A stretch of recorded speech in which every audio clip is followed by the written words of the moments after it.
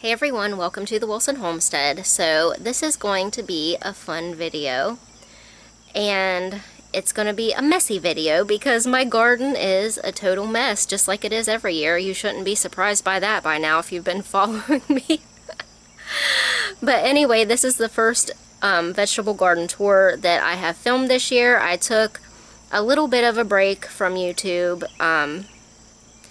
I lost somebody that was very close to me, and it took me a little while to recover from that, but hopefully now I can get back into the swing of things and start showing you some fun things here on the channel. Let's go take a look at my hot mess of a garden. Okay, here we are. You are going to see a lot of weeds. You are going to see a lot of tomato diseases. It's a mess in here, but I think it is going to end up being productive. So let's enter and see what we have going on here.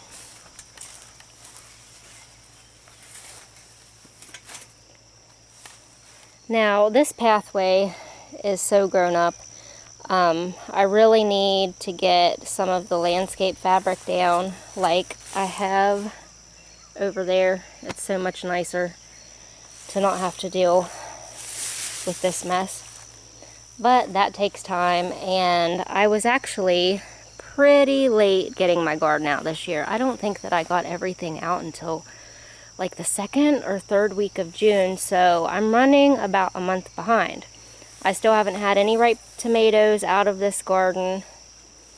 These buckets right here, look how filled up with water that is. Ugh, I need to get rid of that before mosquitoes start breeding in there. But anyway, these buckets have mulch. Well, what I'm using for mulch, what it is bedding from the horse barn. My daughter uses the pine shavings, and then they poop all in it, and then she piles it up outside of the barn, and we let it sit for a while until it's not hot anymore, and then I can use that for mulch in the garden. I guess we should start here at the entrance, huh?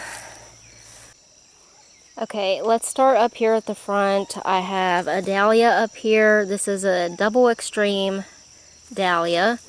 I don't know what color it's going to be yet. I'm guessing yellow. It looks pretty yellow right there, that bud.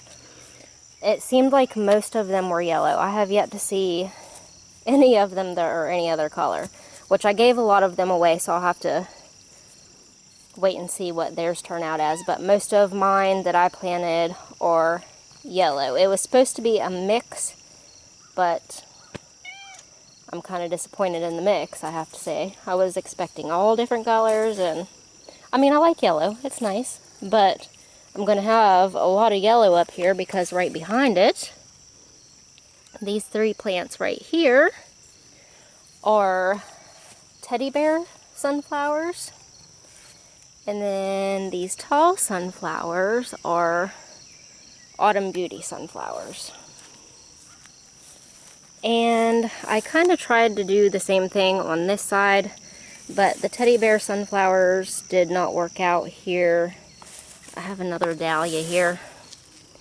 I'm guessing it's yellow too. It looked like that didn't open up all the way and just rotted. I have some kind of, what is that? Cosmo. I have some kind of cosmos right there. And then 2 more of the autumn beauty sunflowers. They're starting to get some stuff going on up here. Look at that. And down this arch, I did Kentucky Wonder pole beans. That's most of what you see grown up here. Now I do have a couple other little cool things down here. Let me see if I can find it. Okay, this plant right here. This is getting ready to bloom. I'm kind of excited about this. This is a python bean. Is that what it was called? I got it from Baker Creek. But anyway, it's in the gourd family. But it puts off these long bean looking things. And if you eat them when they're young, you can use them kind of like you do green beans. But I kind of want to let one get massive, and if I have enough time left in the season. But I want to let one of them get massive and grow to its full potential so I can save seeds from it. Now down here on both sides, this is a fun little plant too. This is a winged bean, and these were slow to grow. They just now started climbing up this trellis, but I'm not seeing any blooms on these yet. They look kind of yellow too, which I'm not having that problem with the green beans. Like, they look great, but these are very yellow. I don't know. I might need to put some fertilizer on these to make them happy. Now, on the insides of these beds, I planted, let's see, these are candy onions all the way up. And then the other side over here, these are Patterson onions. They're a hybrid. Look, here's my helper, as per usual. But I don't think that these onions are going to do all that much this year, just because I got them out so late. I should have had them in the ground very early, but it didn't happen, so here we are. Okay, this next bed, this is where my garlic was. It has been harvested, and now I've been working on getting the weeds back out of it so I can plant something else. Here's a great big pile of weeds that I took out last night. I need to get the rest of that weeded out, and then I will put down some fertilizer, and I think I'm going to plant a fall crop of bush beans. I'm probably going to do some wax beans and some regular green beans, and hopefully I have enough days left in the growing season to get that done. Moving on, I think I'm going to save all of the tomatoes for the last part of the tour.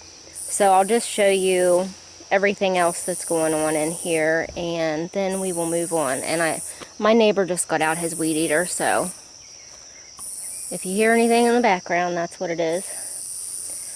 I have some elephant ears here, which are doing beautifully.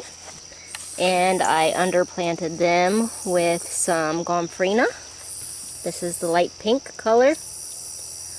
I think I also have fuchsia and white. This bed here is kind of turning out to be a failure. I tried to grow melons in this bed. I grew, oh gosh, I know I'm going to say this wrong. I think it's French. Charente melons, which are kind of like a cantaloupe. And I grew sugar baby watermelons. And then up in that empty spot, I planted yellow doll watermelons, and none of them came up, and I replanted and none of them came up. So just a case of bad seed, I guess. But I mean, they're putting out male blooms, but I'm not seeing any action on these. So I just don't really think that they're going to do much. I'm going to throw some more fertilizer on these and see if that helps.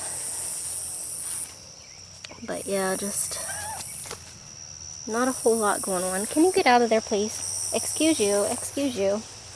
But the Chanterelle melons are doing better than the watermelons are.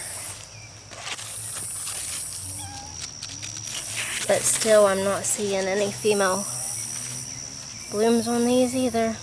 Yeah, what are you gonna do? I kind of think that my garden doesn't get quite enough sunlight. My garden's in the sun from about, I'm gonna say about 10 o'clock in the morning to like 6:30 at night. So it just might not be quite enough to do the melon thing. I don't know what's going on. Maybe the soil in this bed isn't great. Gosh, and here comes some people up the driveway. Nothing like trying to make a video and everybody decides to be noisy. Story of my life. Anyway, so it could be sunlight, it could be I think this soil isn't very good in this bed, so I'm just going to keep adding some good stuff into it, and maybe one of these days I can grow a freaking melon. Next up is the corn. Yes, there's tons of weeds in there with it, and I'm probably not going to do anything about it at this point, but I see some action down here. This is peaches and cream sweet corn, but we're getting some tasseling going on. Next up is a pepper bed, and I have a great big sage plant here on the end. It bloomed beautifully at the beginning of summer. Oh, it smells so good. I love the smell of sage. Nice. But anyway, I have several, well, not several, I think like 4 different kinds of peppers in this bed. I have some jalapenos right here. These were saved seeds from my, what was that hybrid that I had last year? It was a jalapeno that didn't have heat. Fuju jalapeno. And I thought, just as an experiment, I would grow these, and I'm getting little peppers. And I'm thinking that I might try one of these on camera to see if it's actually hot or not, because I'm a real wimp when it comes to spicy food. So since this was a hybrid, it might revert back to a parent plant, which is probably a regular jalapeno, and it might be hot. So we'll give that a try as soon as that little pepper gets big enough to do anything with. Okay, and let me look in here. Oh gosh, my tags are wearing off. Okay, King of the North. We've got some King of the North here.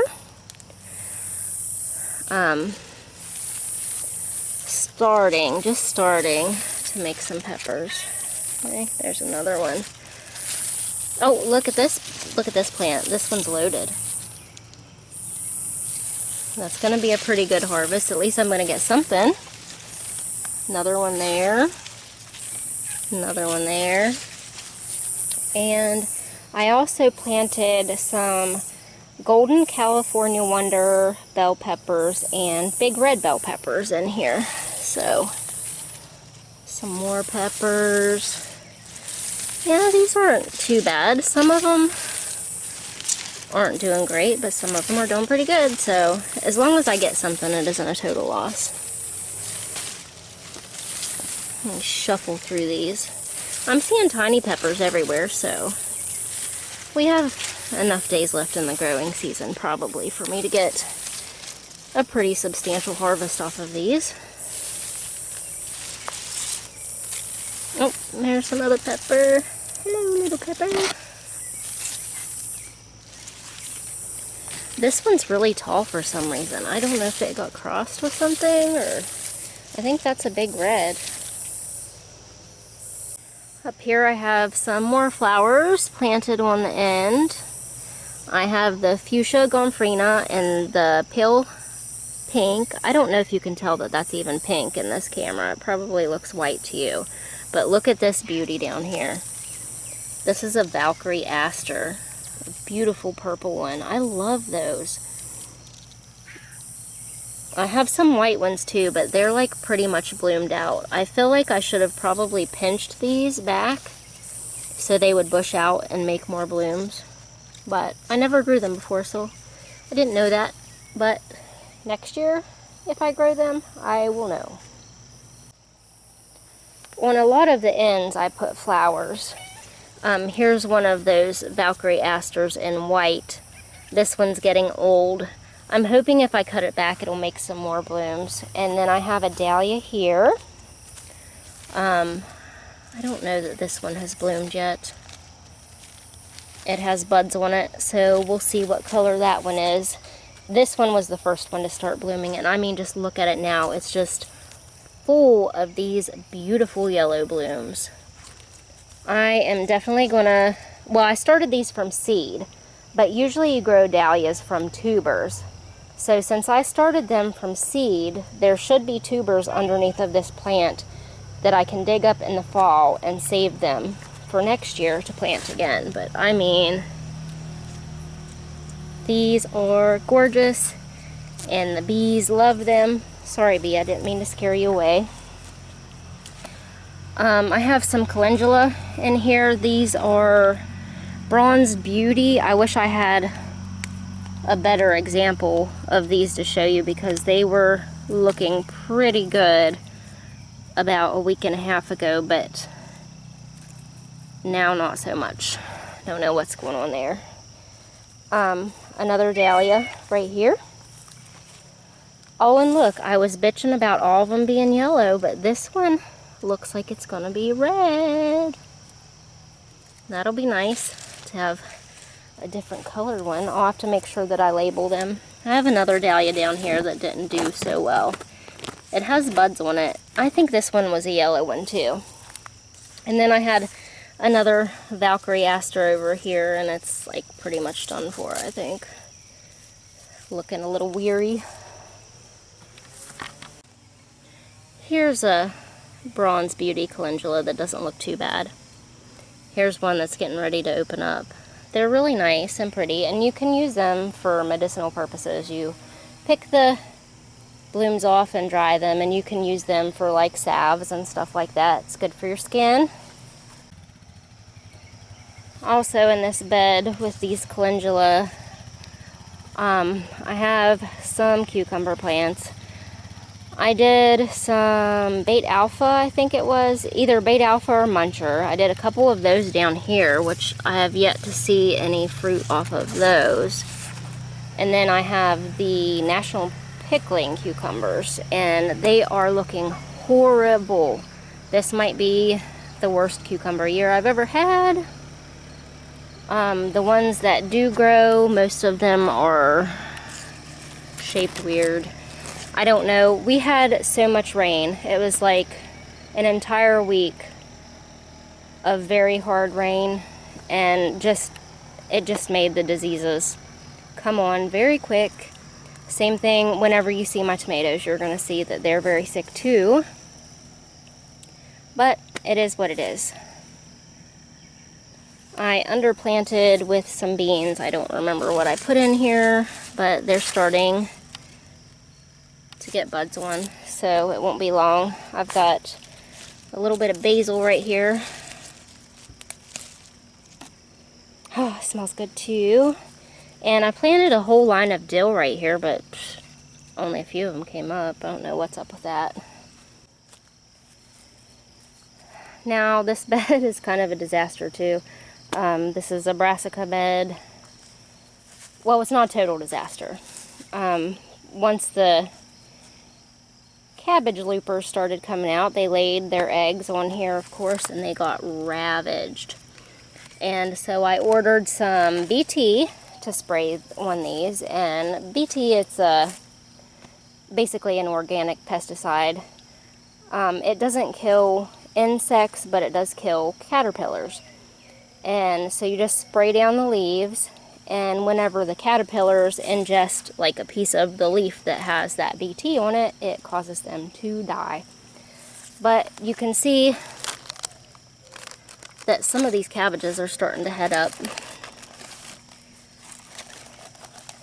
Some of them are looking pretty good, some of them not so good. This one's starting to go. And I also planted some graffiti cauliflower, and it's purple. I mean, I'll get a little harvest off of that, but oh, look it. I need to get in here and spray again, because here's broccoli. I can never grow broccoli, but look, there's those little caterpillars. So I need to spray this again tonight. I kind of, like, since these heads never got big, I thought, well, I'll just leave, like, they go to seed. They get pretty yellow flowers on them. I'm just going to let them do that, so that way the bees have something to eat, since it's not really much of a harvest to worry about. But I'm definitely going to spray these tonight with BT, and that will not hurt the bees at all. Like I said, it is just one that hurts caterpillars. I'm looking at the undersides of, yep, they're everywhere on this plant. Ugh. What a mess. I have a whole bed of bush beans right here. I think I did half Blue Lake, half Tenderette. I don't know if I have a tag in here to tell you. Yeah, okay. The front half of this bed is Tenderette. The back half is Blue Lake. Both of those varieties have done really well for me in the past, so I will continue growing them as a main crop. But I will show you, the next bed that I'm going to show you has like some weird beans, some different colors, some fun things. Okay, now I kind of planted some beans beside of tomatoes because I had some extra space in these beds and I want to get all the food I can out of here. So these are golden butter wax beans. They'll be yellow, of course, and they're all starting to bloom. They have little white blooms on them. And then right across the way here, I have, I think these are pencil pod. Yeah, these are pencil pod bush beans. And they have a pretty lavender colored bloom. Dang it, that leaf's in the way. There we go.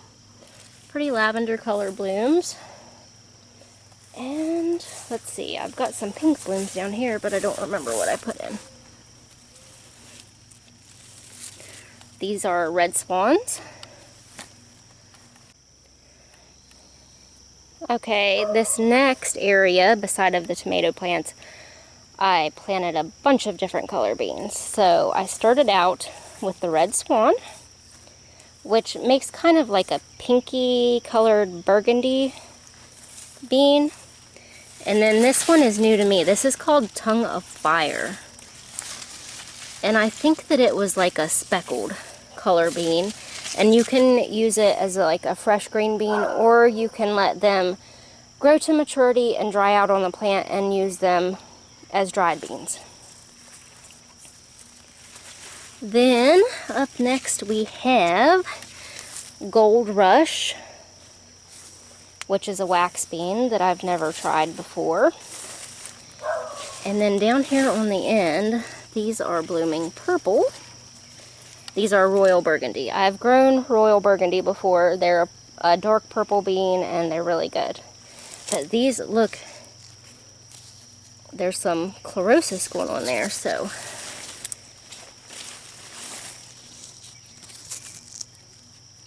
Gonna have to do something about that.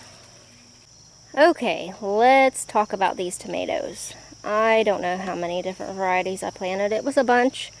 But we're going to start off with this row. This is the sickest row of tomatoes I had. I probably should have pulled them out, but I wanted to try these varieties so bad I thought, well, I'm just going to leave them and see what happens. These first three plants here are Thorburns terracotta. I got the seeds from Baker Creek, I think. And these are starting to blush. So at least I will get to try some of these, but you can see the plants are not looking good. These are doing a tiny bit better, but you can see the leaf spot on there. Leaf spot everywhere. But they do seem to be a pretty prolific tomato. The next ones here, I think I have 3 of those, are Ananas Noir. And they seem to be holding up to the disease a tiny bit better than the Thorburns terracotta. But they're loaded with tomatoes. There's tomatoes everywhere. And Ananas Noir is also known as black pineapple. Oh, look here. One's starting to blush. And then here on the end I have 2 Paul Robesons, also holding up a little bit better. Now I think I'm going to go through these tomatoes and spray a little copper fungicide on them. Fungicide? How do you say it? I don't know. But I'm going to spray them to kind of help keep these healthy leaves healthy so the disease doesn't spread. But I will say, I grew these Paul Robesons last year, and they were the first ones to get sick, and they did not do well. But this year, the tomatoes are much larger. They look way better. And I'm kind of excited about it because these actually taste really good. But they just didn't get a fair shot last year. I had them in a place that they didn't like. I moved them over here hoping that they would like this place better, and it's obvious that they do. Okay, next row. I have one lonely Paul Robeson right here. Also doing well. Then I have 3 pineapple tomatoes, and I mean, let's look at this blight. I hate to really touch anything because I don't want to spread it everywhere. But I'm definitely going to have to figure out something better to do to keep the blight and the leaf spot away. But we do have fruit in here forming. That's a pretty big one right there. Oh, dang it, I don't really want to touch everything. Okay, see that? Look at him. Cairo is carrying on about something. I haven't figured out what it is yet, but she will not shut up. Okay. Let's see, I had 3 pineapple. 1, 2, 3. Next up, we have one of my favorites that I grew last year. It's called Black Creme. It's a darker tomato, and you know I love my darker tomatoes. This one is very prolific. Let me just show you some of the clusters in here.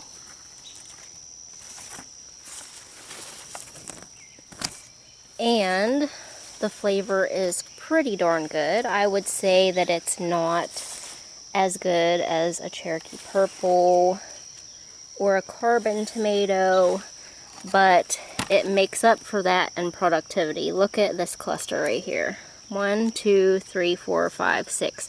6 tomatoes right there. And then on up the plant, we have a couple more. They're just all over the place.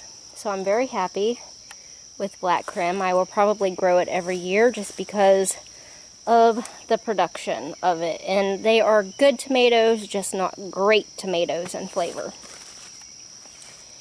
And also, disease. There's disease on every tomato that's down here. Even the hybrid tomatoes, which are more resistant. I have some hybrids right here. These are Juliet tomatoes. They are a small Roma style tomato. Like I said, it's a hybrid.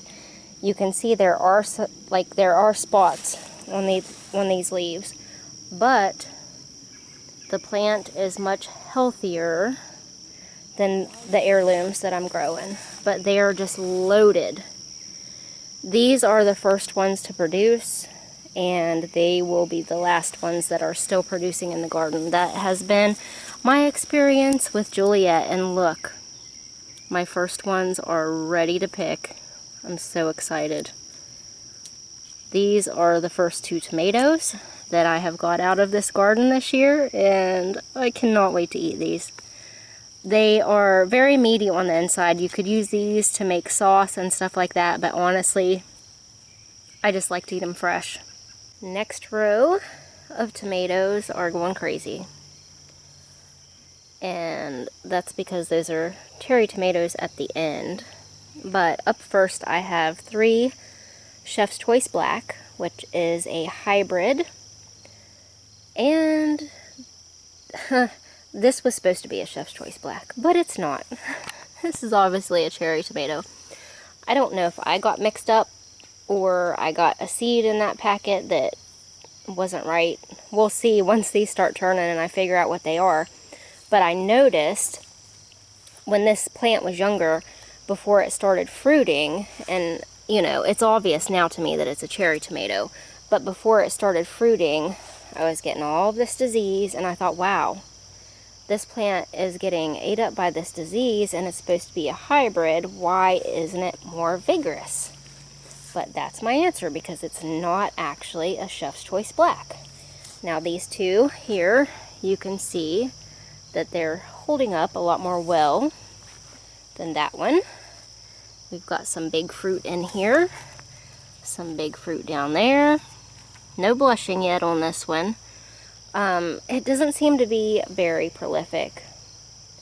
And like I said, that could just be because this garden doesn't get as much sunlight as it should, and we are going to remedy that. But you can see behind me, there are trees everywhere. Beside me, bunch of trees. So I'm probably going to get bad mouth for this, but we're going to take some trees out so the garden can get some more light. And I just will tell you, if you're going to be hating on me, there are acres and acres and acres of forest back there that we will not touch. It's just going to be right here around the house and the garden that we take some trees out to allow some more light to get in here.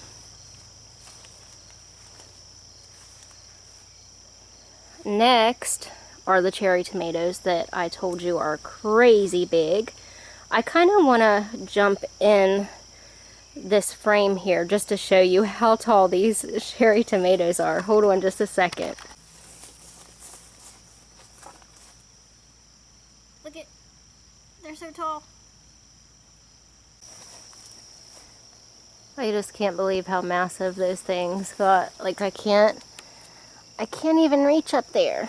I'm sure that they're gonna flop over pretty soon. But I have some black cherries and white cherries. 3 black cherries, 3 white cherries. And black cherries are my favorite. And look, it's starting to blush.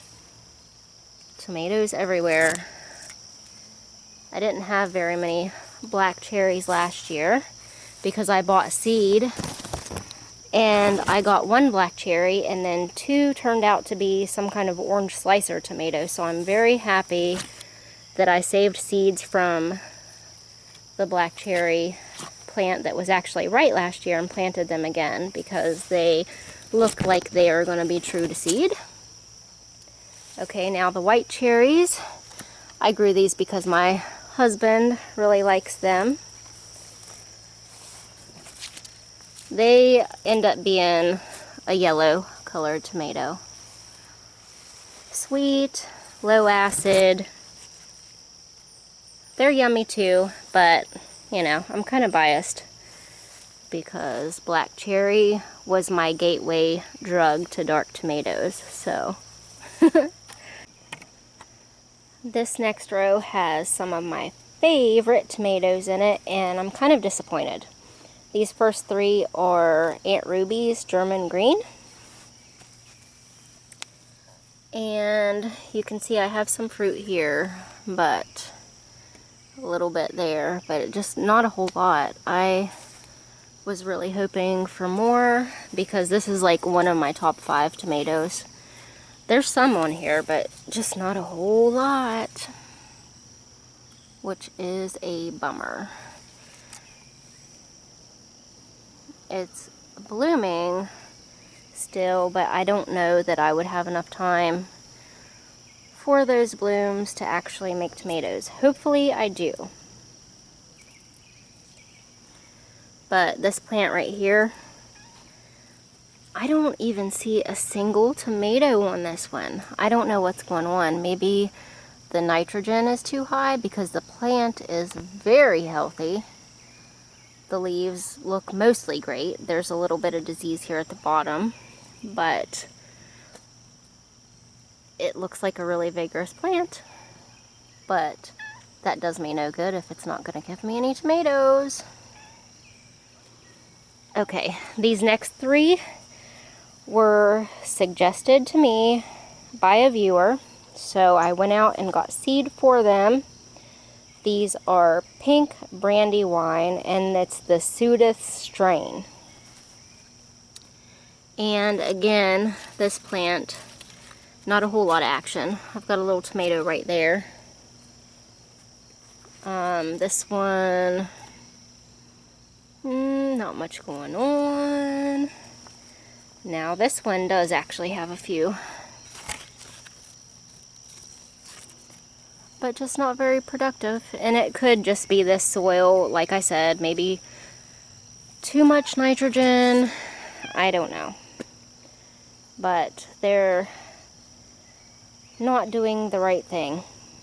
They look really healthy for the most part. There are some disease on the lower leaves, like I said, but healthy, but no fruit. What are you going to do? Now these last two are another hybrid. This is Chef's Choice Bicolor.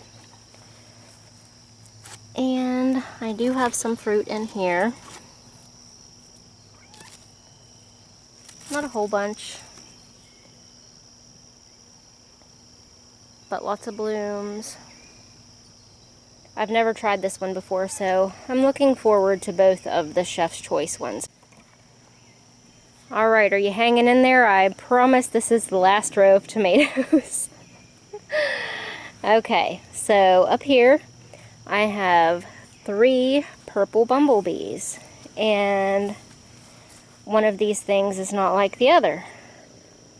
Tall purple bumblebee, tall purple bumblebee, and then I have this little dwarf squatty thing right here. It's putting out tomatoes. See? But it is like a third of the size of the other ones. I don't know what happened there. I'm gonna wait and see what color the fruit ends up being. Maybe I got something mixed up, but that is definitely a dwarf plant because it's not even to the top of the fence. It's like halfway down, and the rest of these are like whoop, popping their heads up over the fence. But look at, there's fruit everywhere on these. I've grown these before. They are pretty good. Not as good as a black cherry, but they're beautiful. Oh look, I have a twin right there. Look at that. And that happens whenever there's a, what is it called, a fused blossom. The blossom is like 2 in 1, and so you just get a little double tomato. And that's pretty cool. Next up, I have another hybrid tomato. This is Park's Whopper, and it said like CR improved or something like that. So a long time ago, whenever I had my first garden, I grew a Park's Whopper, the original one, and it did really well in this garden. And so I thought, well, I'm going to give this another shot, and it's the improved kind, and you can see for the most part, the leaves look great. This really needs tied up again. I feel like I have to do this every 3 days. Just come through and tie stuff up. But we have a lot of fruit sitting on here. Not quite as massive as I remember, but some pretty good stuff nonetheless.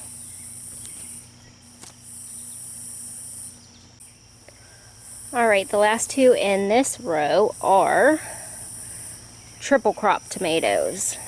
I have grown these before. They seem to be pretty late to produce. I have 1 tomato there, a few there. I only have 2 of these plants, so we'll see. Maybe we'll get some more. Maybe we'll only have 3 tomatoes. But they are actually looking pretty healthy too. And you can see the difference in the leaf style. These are called potato leaf compared to a regular leaf. They just look like a potato, but they're not. Pretty cool. And oh, I think the Brandy wine's a potato leaf too. Let's flip back over here and look at the difference of it. Yep, see? Those potato leaves. So you can definitely tell the difference between those in the garden, because here's the Chef's Choice Bicolor. And then here is the pink Brandy wine pseudo strain.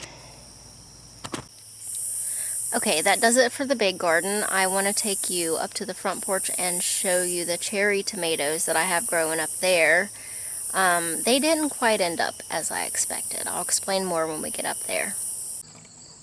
Now for my front porch tomatoes. And this one is actually almost done. I'm just letting the rest of the tomatoes that's left get ripe and then picking them. It's Pendulina Orange. And this is actually a really tasty tomato, so I am going to save seeds from these. And the one over here is going absolutely crazy. But it's not quite what it was supposed to be. This tomato was supposed to be, I think Gypsy Dancer. And it was supposed to have elongated red fruit, kind of like a grape style tomato, and these are just little tiny red tomatoes that are like really hard, like little red marbles. So I'm not saving seeds from that one, but it is pretty. Alright guys, I'm going to wrap it up here. I hope you enjoyed it, and I hope to see you next time here on the Wilson Homestead. Bye guys.